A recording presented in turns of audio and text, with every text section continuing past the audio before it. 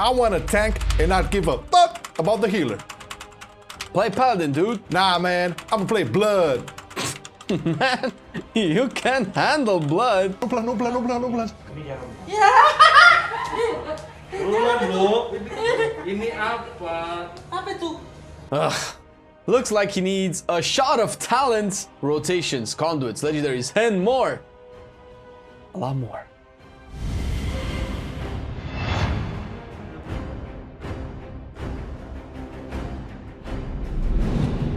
To become a complete edgelord vampire tank, you also need to subscribe and enable those notifications.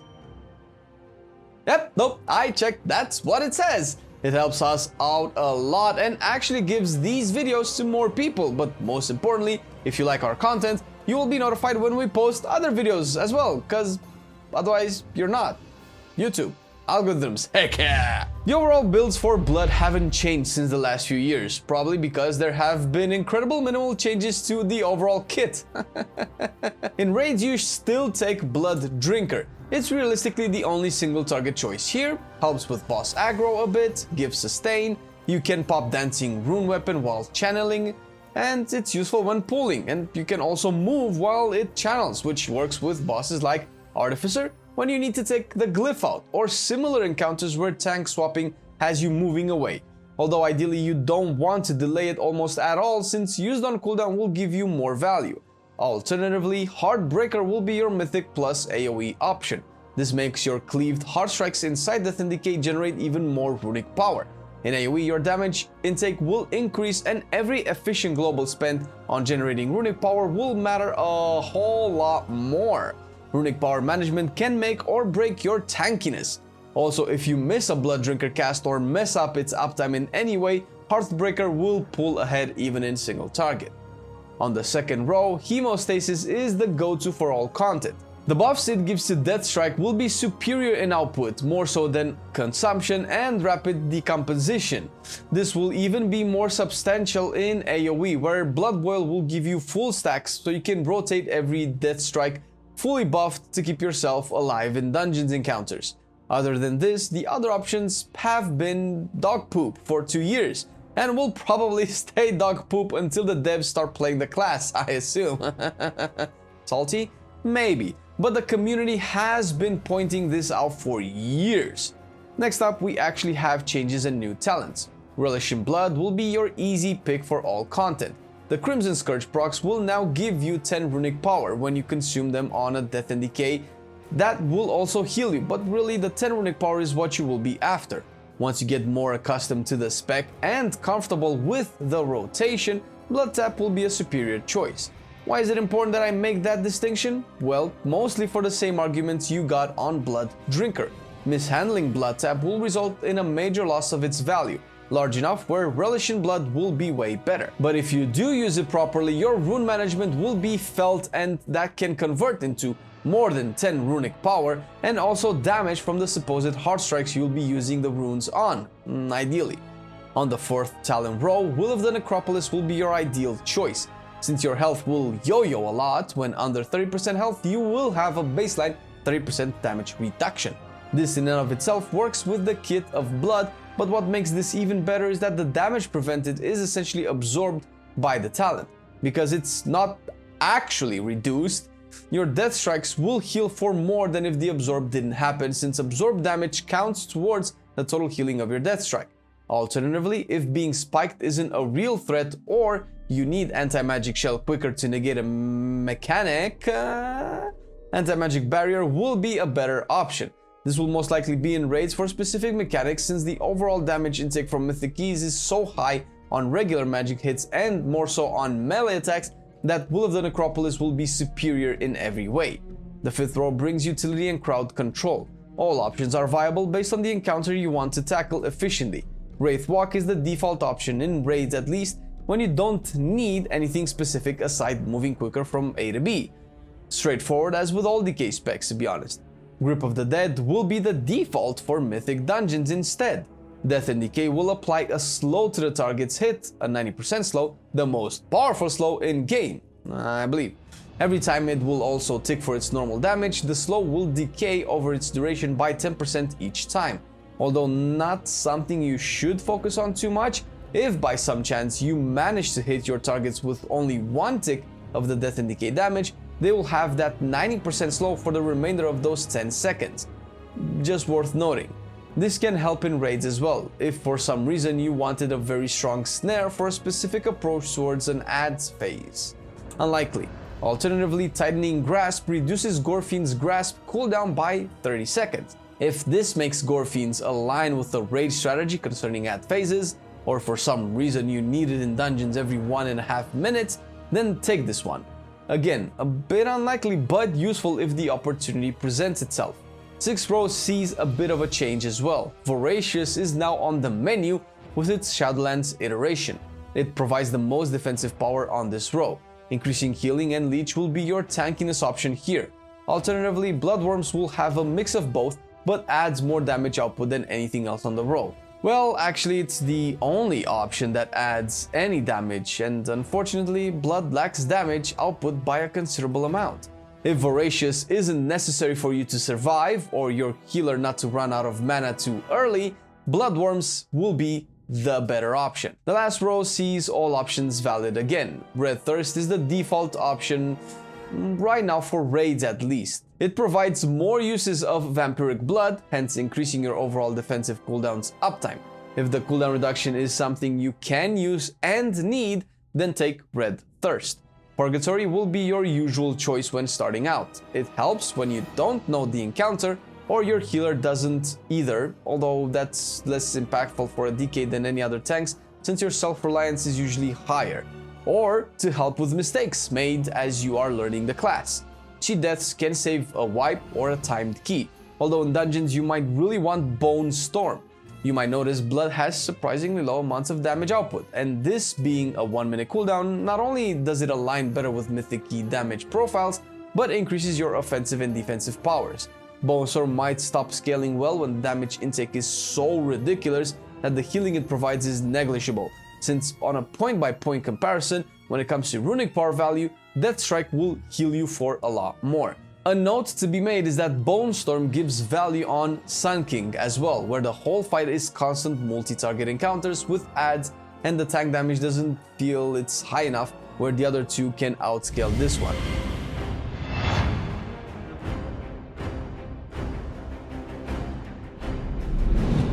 Tanks are pretty straightforward to gear. Get eye level first, aka strength, stamina and armor. Yes, these are very important for most tanks, but even more so for Blood, where mentioning them is a must. To make all of this even better, versatility comes into play. Verse offers a bit of everything, which is what Blood has and wants, and most of all, it offers damage reduction. Granted, damage reduction is not as great as it is for other tanks, but more on that later. The second best stat to aim for is haste. Haste offers you a shorter global cooldown and more time for you to react, which is very important. When tanking tough content as a Blood Decay, you always run the risk of being killed within the span of a global cooldown. That's why it's important for you to be able to follow damage spikes with a quick and powerful Death Strike. Crit and Mastery come in last, but still important enough to not have to sack eye level for them. For your weapon enchants, or rune forges to be precise, you have two options. The new kid on the block is Rune of Hysteria, which increases your runic power pool and your runic regeneration rate on a proc chance. This rune forge is heavily reliant on optimal play, which refers to every global being used properly, not capping on any resource, and that's usually hard for people picking up the spec for the first time. Keep in mind that by using it, you give up on the damage reduction you would otherwise have from the next option on the list, as well as approximately 18% max HP per minute, all for a potential of 10% more runic power. Alternatively, Rune of the Fallen Crusader is still a solid pick. It offers a big buff in strength, which adds damage and parry and armor as well. Plus, the heal from its proc adds up over a long fight. Fallen Crusader is the ideal option for all content that we recommend, while the other options are niches at best. On your chest, go with Eternal Skirmish and a heavy Desolate armor kit for maximum tankiness, while on your gloves, add Eternal Strength. Put a Soul Vitality on your claw for the 30 bonus stamina and you're good. In keeping with your stat priority, aim to get Versatile Jewel Cluster for your gems and Tenet of Versatility for your rings.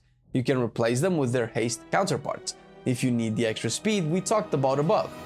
The Potion of Spectral Strength will be your most used potion for all encounters, a jack of all trades if you will. If your goal is more single target damage, the Potion of Phantom Fire will be a better option, while for AoE, you can opt for Potion of Empowered Exorcisms. It's always helpful to have a spiritual healing potion on you at all times to help in those low HP, low runic power situations as well. As for your flask, get the Spectral Flask of Power as a default for all encounters. If there's a specific boss ability, hit or cast that can one-shot you and a bit more HP will save you, take Spectral Flask of Stamina instead. Finish your alchemical needs with a Shadow Core oil on your weapon, which coincidentally works even better with the Potion of Phantom Fire for more single target damage. Eat the Steak a la mode for the versatility buff, although if your raid group offers free feasts, be a good gamer and eat them! Free is always better. Except for condoms. I've learned an important lesson there.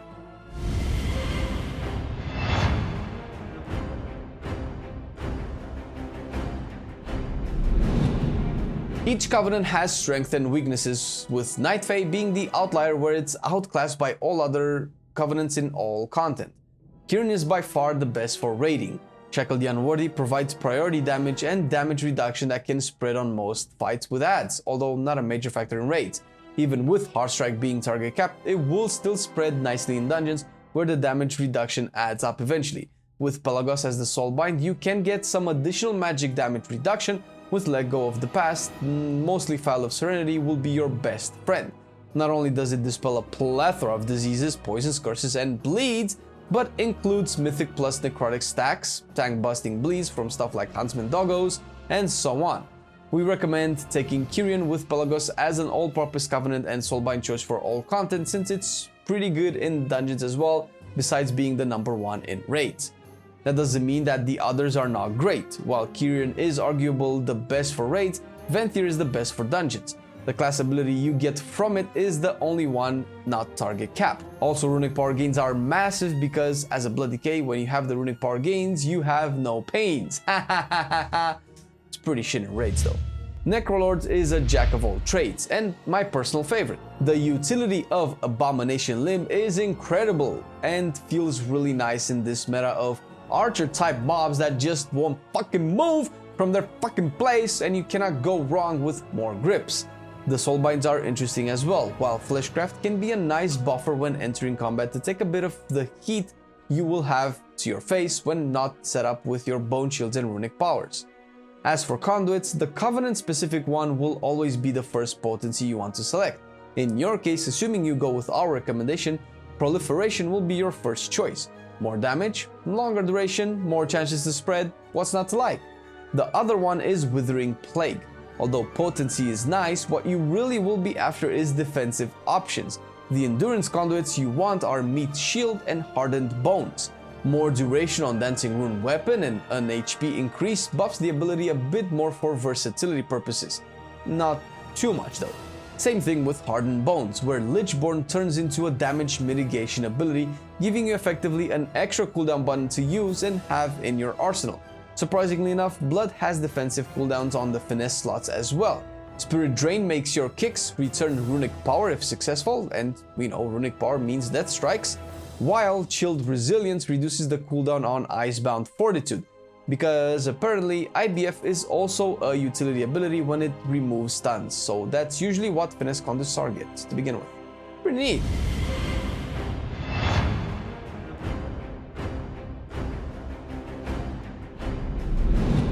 Trinkets should be used mostly to align with your playstyle and content of choice. Historically, tank trinkets haven't been amazing on Blood, and Blood maybe gets the least amount of value out of them, so most of the time you might want simple stat sticks or DPS trinkets for more value.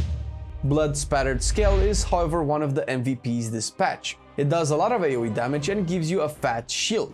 The effects are increased for each enemy hit up to 5, making it one of the most sought after trinkets for tanks. Splintered Heart of Alar is similar but acts as a cheat death, where it absorbs a large chunk of damage that would have killed you, heals you back, and bursts in fire damage around people. Pretty neat. Stone Legion Heraldry is a versatility factory if there are people in your group who also wear it. The more the better. Other than this, pick stat trinkets. Damage trinkets like Phial of Putrefaction anything to boost power, since even with damage, the faster shit dies, the less damage it ends up dealing to you.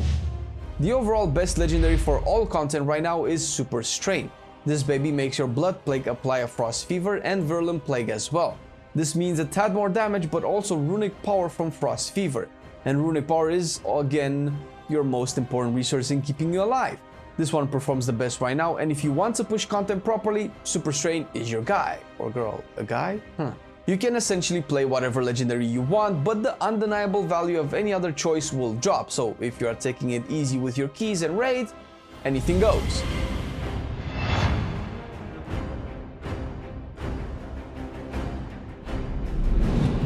When you open as the active tank, start with Dark Command followed by Blood Drinker and Dancing Rune Weapon during its channel. Ideally, before the first hit gets in, use Rune Tap, Marrow Rend and next until 6 stacks of Bone Shield, Blood Boil to apply the diseases, and if you'll not be the active tank, maybe save Rune Weapon and don't start with Taunt.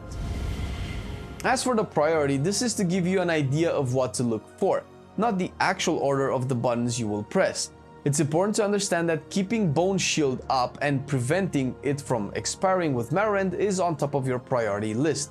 Next is Death Strike if you have received a massive hit to the face, hence healing for the most possible amount, or if you are in a constant damage intake window and your healing is as high as it can be, or to prevent capping on runic power if the next Heart Strike or Marrow Rend would take you there. Blood Drinker on cooldown if Dancing Rune Weapon is not active. Otherwise, you can pop Blood Drinker and Dancing Rune Weapon as the next ability to be GCD efficient. Blood Boil to apply Mystic Blood Plagues. Marrow Rend is used next to keep your shields ideally above 7. This is for Ossuary to be active and reduce the cost of Death Strikes. You can drop the stacks and refresh below 7, but the longer you wait, the more you risk getting too low and needing to Death Strikes regardless, making your rotation inefficient. Although if you will have Dancing Rune Weapon up, let them drop to 4, since 1 Marrow Rend can net you 6 Bone Shield stacks. If you have less than 3 runes recharging, use Death Strikes if it hits at least 3 targets, or use Heart Strike to dump as many runes, as long as you don't starve yourself enough where you cannot use Marrow Rend to keep up Bone Shields. Outside of rune management, Blood Boil next if Dancing Rune Weapon is on for the double application. Consume Crimson Scourge procs with Death and Decay, and use Blood Boil last as a filler. Again, this is to give you an idea of what to look out for and what mentality to have when in a standard rotation. Blood Decay gets punished if you messed up a rotation, and the tougher the fight, the more impactful your mistakes will be, which is true for all tanks. If anything, as long as you have runic power to spare, you should not die from anything that doesn't outright one-shot you. Shout out to Mandel for being a super awesome dude and helping us with our guides every time. He's one of the best theory crafters we have ever had the pleasure of working with, and also does a lot of good for the community behind the scenes. Check his Icy Veins guide for a lot, and I mean a lot more, about how to blood, especially for Mythic Plus. Shout out to the Acaris Discord community as well, and all the top-notch DKs there that are willing to answer our questions and your questions if you join the community. And lastly but not least, thank you dear patrons for supporting our channel. We greatly appreciate every little bit of effort that you put in, because it helps us and we like to show it in our increasing quality and videos. If you're dear viewer are interested in supporting us a little bit more, the link to our Patreon page is down below. And of course, thank you to everybody who supports our stream at twitch.tv/MarcelianOnline, where we play 5 days a week. Come check us out. See you in the next video. I don't know why I paused. I'm a professional. I've been loving it then, I still love it now. Still, I play WoW. Still, I play WoW. Getting better every day, let me show you how. Cause still, I play WoW. Still, I play WoW. It's getting harder to stay, but at the end of the day, it's a guilty pleasure, so just log in and play. Whether it's classic or retail, I'ma do a /bow. Still, I play WoW.